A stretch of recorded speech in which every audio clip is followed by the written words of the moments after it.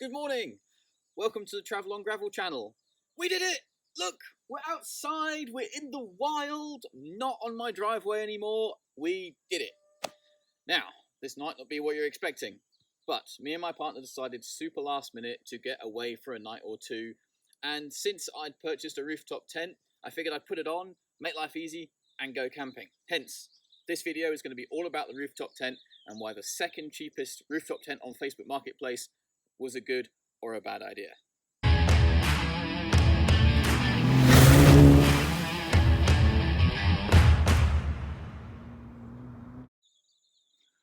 Alrighty, so what I ended up with is an Echo rooftop tent that's about 1.2 meters wide by, I have no idea how long really. It's a steel and aluminium frame construction, sorry, aluminum in case you're in America. It's had, I don't actually know how old it is, but it's reasonably strong, so steel construction across the top, aluminium base. This whole thing actually makes it really light, so I can pick this up just about by myself, so it's probably 30 odd kilos, maybe lighter, maybe heavier. I think I paid about 5,000 Rand in cash, and for that I got all of this loveliness with no ladder, no mattress, but a relatively good Nick rooftop tent. It is a little bit discolored, and there's a fair few marks and bits and pieces around it, but for what I paid, I figured I got a pretty good deal. Downsides. The poles for the tent are missing, so you kind of always have something in your way when you're trying to get in and out. Mounting it also proved to be a Herculean task. Okay, so I'll show you in more detail when we're back at the driveway, but I've had to use some wood to fill out this area. This angle here wasn't going to work well because my mounting here is flat on the top, but that has worked out quite well. It was a little bit of a challenge. I had to replace some of the bolts here as well, and they were all rusted out, but hey, that's part of the magic of the truck, right? So new poles for the awning would be really nice. So the other reason why it was so cheap is I had to buy it with no mattress. So to the mattress shop we went the other day and got a 12.5 centimeter thick high density foam cheapy mattress. It worked quite well, although when I close it up you'll see that maybe I should have gone for something skinnier because it really struggles to close.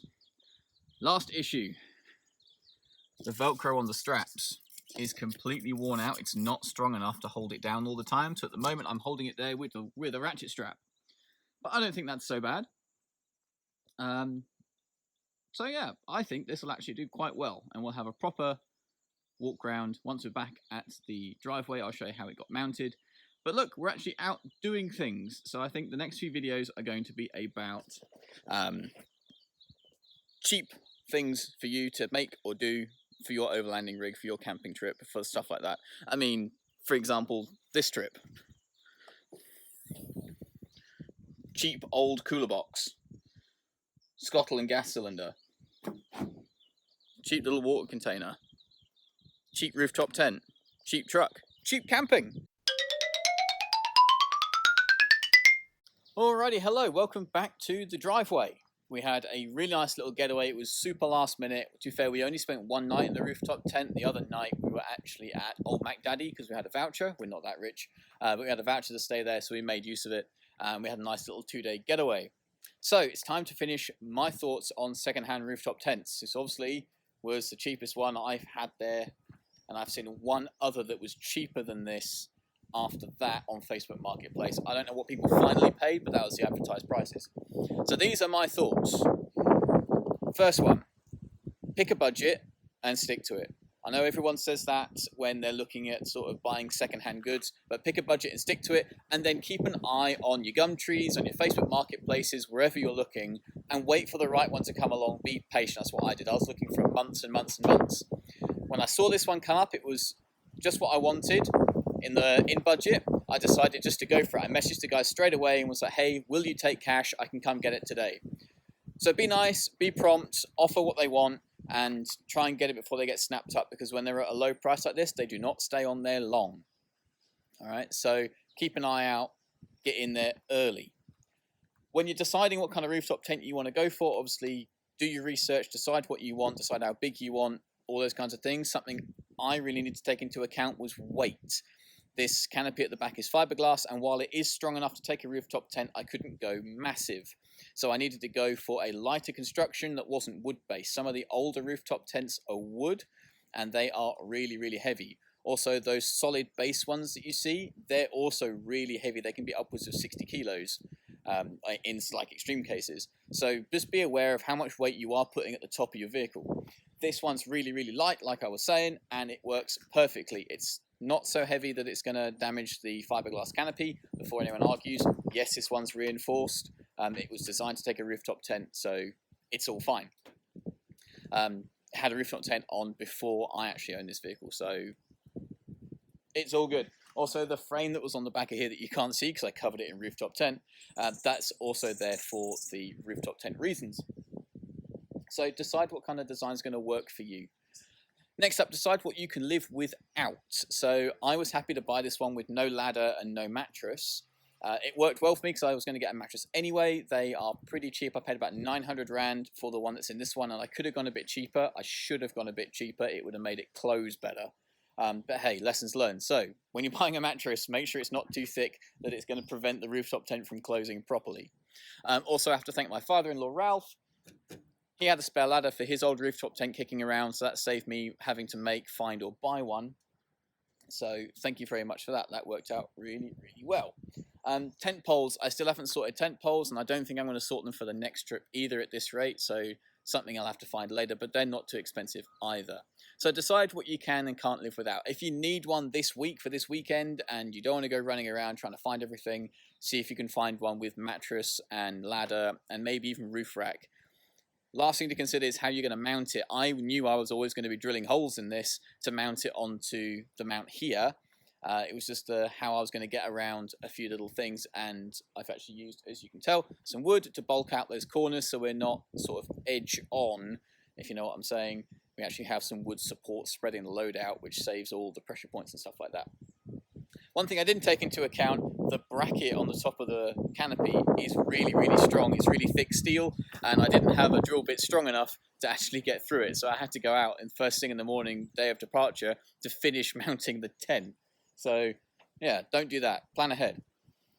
So the rooftop tent has been a complete game changer. It's taken a lot of the stress out of camping.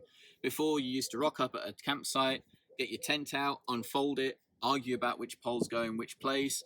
You know, you're not pushing the pole too much, you're pushing it too much, and then it becomes a big argument, particularly if you're doing it with a lot of people that you don't camp with regularly. And then when at the end of the camp, you end up folding it all up, can't put it in a bag because you haven't folded it up properly, unfolding it again, packing it away differently, having another argument about how to pack the tent up. Rooftop tent takes all of that out of the equation. It's literally rock up, flat piece of ground, open the tent, put the ladder in, unzip, done. Right, you can even leave your bedding in here if you've got enough space. We haven't quite got enough space. But you know, you can even leave sleeping bags and all kinds of things in here if you've got the room to do it. I would pick a thinner mattress for that, and then it would be doable. So complete game changer. Love it to pieces. So glad we got it. So glad I spent the time mounting it nicely. Do it. Find one on Facebook Marketplace. This channel is all about doing things on a budget because we don't all have £1 million Rand to spend on 200 series Land Cruisers and stuff like that. So if you can if you can get out there, find a budget, get a rooftop tent, put it on your car, and go. And having said that, car in Australia, I've seen hire car companies where they have rooftop tents on them. You drive them out, you find somewhere on the side of the road, some campsite, and you pitch the tent and you sleep in the rooftop tent. And it's just a car. It doesn't have to be a 4x4. So the whole concept of rooftop tent, completely get it.